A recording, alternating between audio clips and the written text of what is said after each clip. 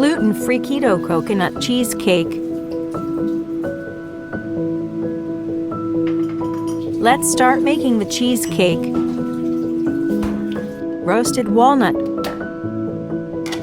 Put roasted walnut into a blender. We are doing the base for cheesecake with walnut. Blend the walnut. Try not to overblend, else will become walnut butter.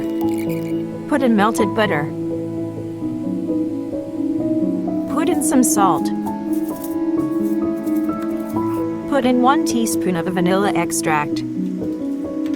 Put in Lakanto, monk fruit sweetener with erythritol. Blend the mixture a bit. Pour the mixture into a baking pan.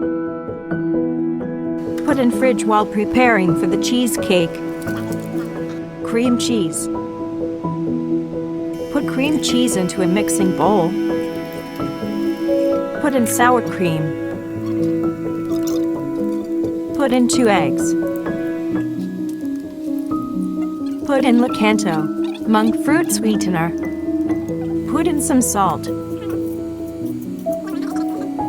Put in 2 teaspoons of vanilla extract. Stir to mix together. Put in more cream cheese. Mix together. Take out the base from fridge. Pour the mixture into the baking pan. Add some water into the pressure cooker. Put the baking pan into the pressure cooker. Pressure cook for 35 minutes at 70 kPa. After done cooking, take the baking pan out from the pressure cooker. Put a layer of sour cream on top of the cheesecake. Refrigerate it overnight. Take out the cheesecake from fridge in the next morning. Unmold the cheesecake. Put some shredded coconut flakes onto the cheesecake. Put some berries on top.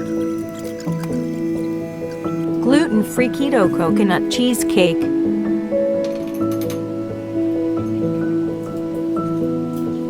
Time to serve the cheesecake.